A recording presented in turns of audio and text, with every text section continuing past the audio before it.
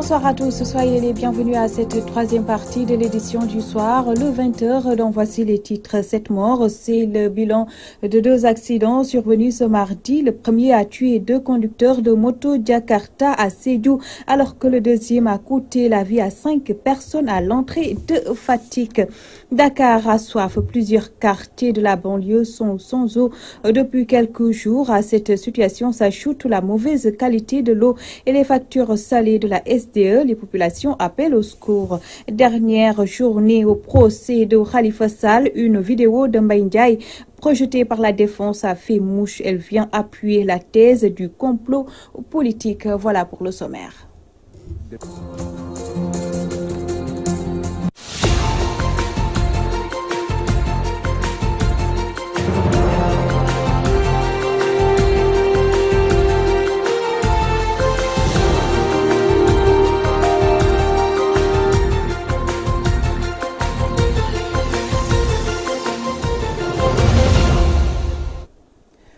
Nous ouvrons ce journal avec ce drame sur la route de Kaolack. Un accident d'une rare violence a fait cet après-midi 5 morts et de nombreux blessés graves à l'entrée de la ville de Fatick. Un véhicule de type minicar qui avait quitté la capitale du Saloum a violemment heurté une voiture 7 places qui roulait en sens inverse.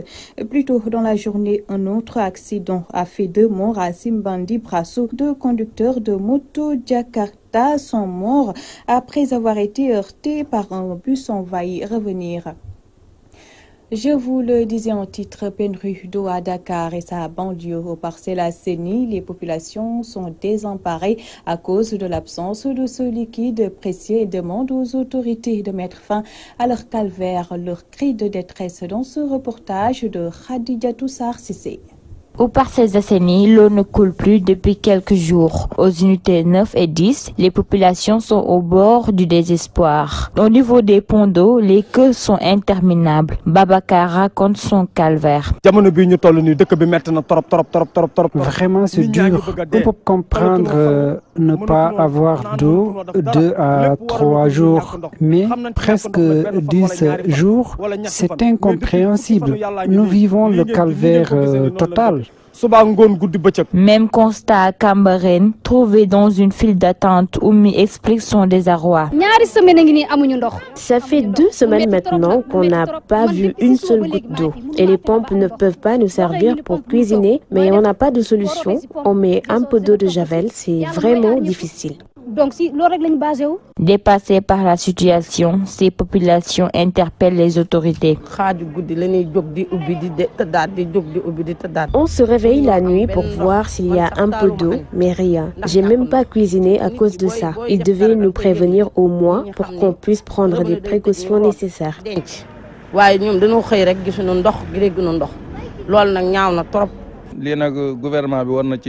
Le gouvernement doit trouver une solution à ça, parce que l'eau, c'est une source vitale. Impossible de vivre sans l'eau. Les autorités, vraiment, nous les appelons à trouver des solutions le plus rapidement possible. Trop, c'est trop.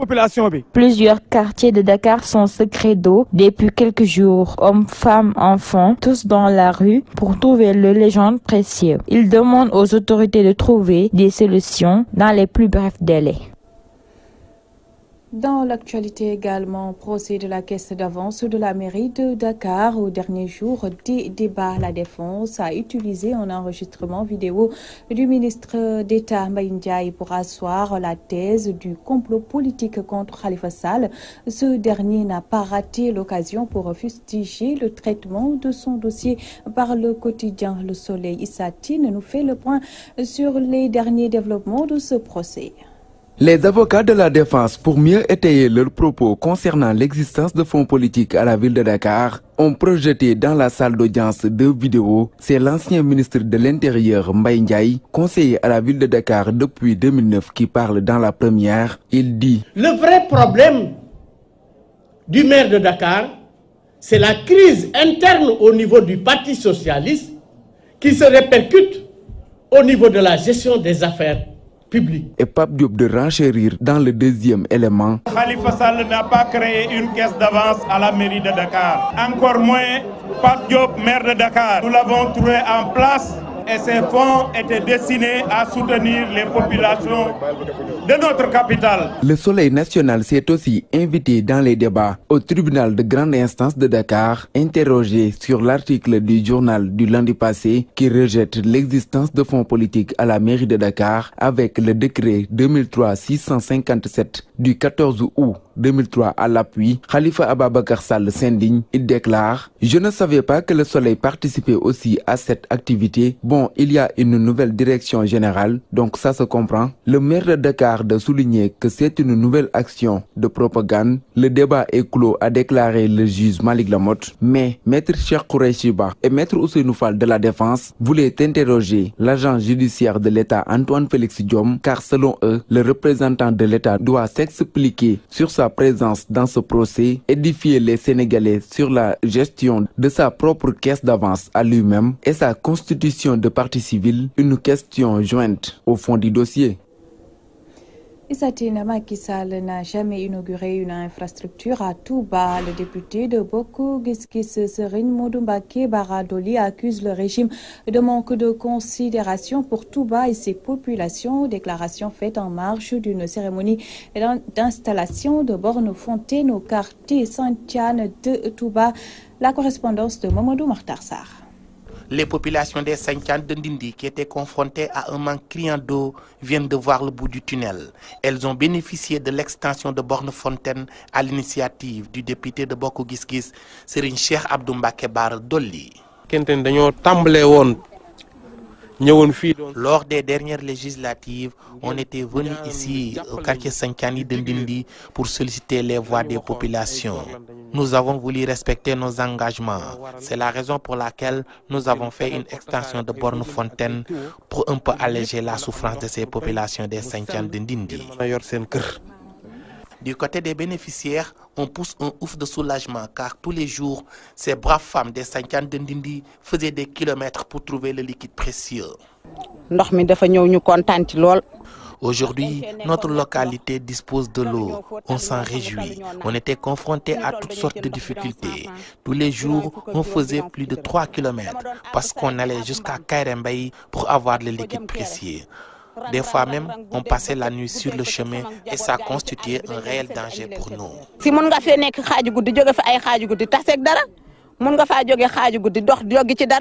Le député de Bokk Gis Gis n'a pas manqué de tirer à boulet rouge sur Macky Sall et son régime qui, selon lui, depuis leur accession au pouvoir, n'ont jamais inauguré une infrastructure à Touba, ce qui prouve leur manque de considération pour la cité de Bamba et ses populations. Je l'ai toujours dit à l'Assemblée nationale, on a comme l'impression que Macky Sall et son régime ne connaissent pas les véritables problèmes des populations de Touba. Depuis qu'ils sont à la tête de ce pays, ils n'ont absolument rien fait. Ces populations des Saint-Tiane de Ndindi, c'est des citoyens à part entière. Elles doivent bénéficier de l'eau, de l'électricité, des postes de santé et des routes pour désenclaver cette zone. Malheureusement, Macky Sall et son régime, depuis qu'ils sont à la tête de ce pays, ils n'ont jamais inauguré une infrastructure à Touba. Cela n'est pas normal.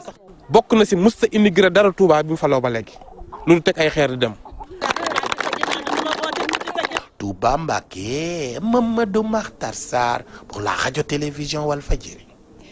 Les proches du Premier ministre sont très remontés contre le journal Dakar Times. Ils reprochent au quotidien d'avoir rapporté à sa une que Mohamed Boun Abdallah Dionne a été humilié dans son fief. Ils accusent des individus mal intentionnés d'être derrière cette information qu'ils qualifient de rumeur. Bara Sarr parle en leur nom au micro de Al-Hassan Ba.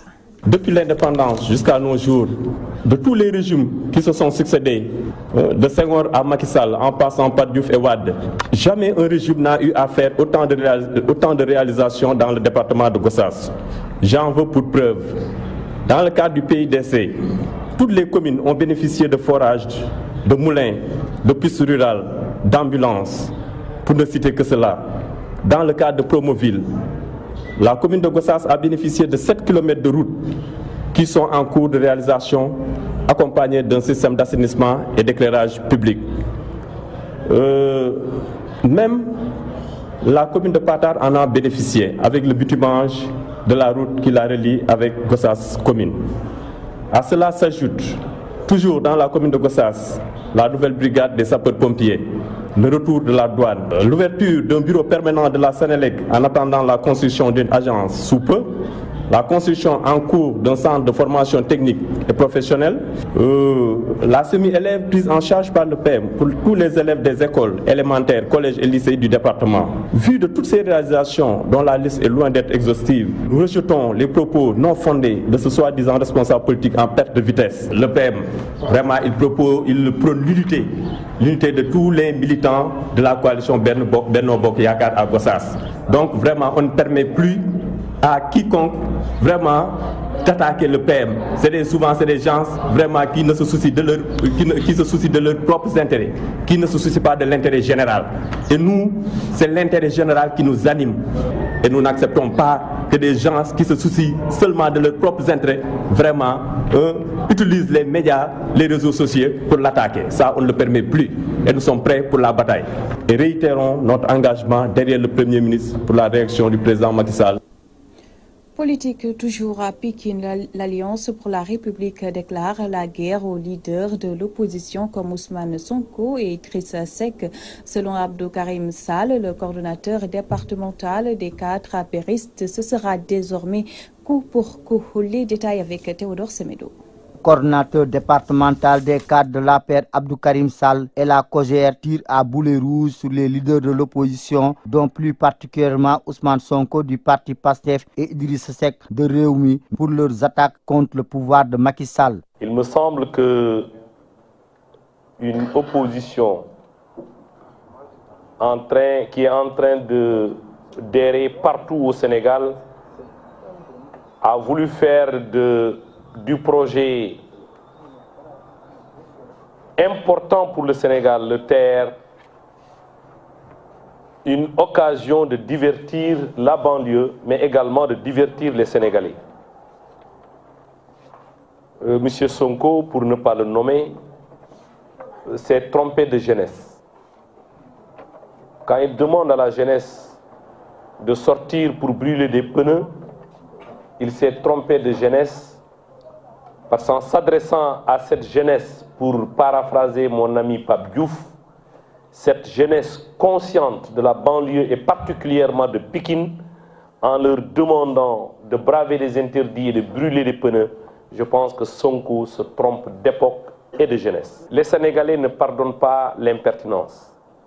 Les Sénégalais ne pardonnent pas l'insolence. Idrissa Seck l'a appris à ses dépens. Il a payé les pots cassés. Les Sénégalais lui ont tourné le dos. Il ne propose aucune alternative. Il est dans une critique sans fondement, comme d'ailleurs le fait aujourd'hui les autres membres de l'opposition. Je veux citer Sonko, je veux citer Thierno Alassane Sall, je veux citer Abdoul Mbaye. Je pense que c'est peine perdue. L'opposition, de manière générale, et M. Ousmane Sonko, donc de façon particulière, est au crépuscule de son époque. Ils promettent d'ailleurs l'enfer à ses responsables en cas de promenade dans le département de Pékin. Nous ne laisserons plus ces marchands d'illusions venir distraire les honnêtes citoyens que nous sommes. Ils nous trouveront sur leur chemin parce que nous y sommes déjà. Nous serons installés dans le département de Pékin et dans la banlieue de manière définitive pour que s'ils veulent faire leur promenade de santé, qu'ils aillent voir ailleurs, pas à Pékin. Abdou Karim Sall et ses camarades qui faisaient face à la presse à Mbao annoncent dans les jours à venir d'un commun accord avec les responsables de leur parti la mise en place d'une stratégie politique pour barrer la route à l'opposition qui convoite le département de Pékin. Théodore Semedo, Pékin, Walfadjri. Les patrons sénégalais et leurs collègues de la sous-région se réunissent à Dakar à partir de ce 13 février dans le cadre des assises de l'entreprise. Une occasion d'échanger et de réfléchir sur les enjeux du secteur privé. Beaucoup de sujets seront abordés au cours de ces rencontres afin de promouvoir le secteur privé. Fatou Bintou Dioufou nous en parle. Le Conseil national du patronat du Sénégal a tenu les assises de l'entreprise 2018, une rencontre qui a vu la participation de grands chefs d'entreprise de la sous-région, diplomates, autorités étatiques, entre autres, une occasion pour le CNP de réitérer son ambition de voir le secteur privé se fortifier et l'économie avec elle. C'est un moment de dialogue avec l'État, les syndicats de travailleurs, la société civile, où c'est un moment où nous devons parler avec le gouvernement, leur dire voilà les réformes qui sont nécessaires, voilà ce que vous faites de bien, voilà là où on peut améliorer les différentes choses. Il se trouve en plus de cette année, nous avons tout le patronat de la CEDEAO présent à nos assises pour discuter de l'environnement de notre sous-région et de comment ensemble nous pouvons améliorer le climat des affaires, comment ensemble nous pouvons renforcer nos secteurs privés nationaux.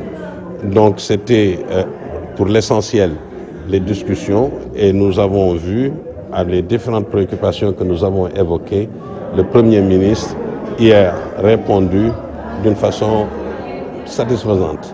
Il a noté la nécessité de développer plus de complicité entre l'État et son secteur privé national. Le Premier ministre Mohamed Boun Abdallah Dionne réitère la volonté de l'État du Sénégal d'appuyer le secteur privé national. L'État prévoit 81 milliards d'ici 2020 pour renforcer l'emploi et la formation professionnelle des jeunes. Cette année 2018 sera déterminante pour la mise en œuvre de la stratégie Sénégal numérique 2025 avec la mise en œuvre des organes de gouvernance et la promotion et le développement des incubateurs, start-up, data centers et autres plateformes de développement et de création de services à valeur ajoutée.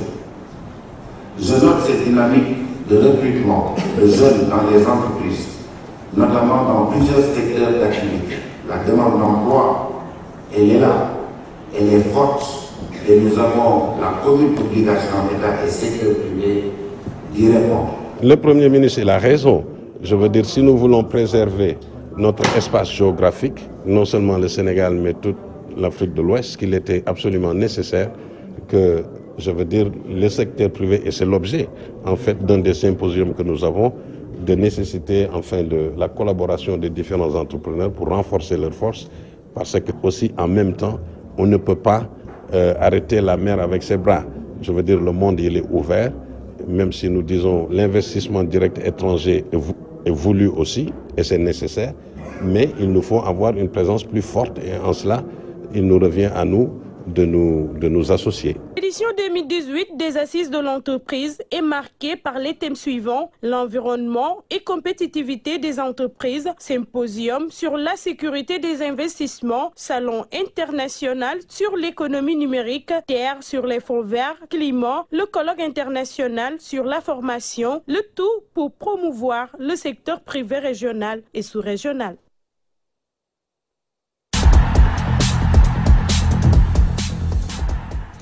Dans l'actualité sportive Coupe du Monde 2018, la Fédération sénégalaise de football annonce 5 matchs de préparation pour les Lions.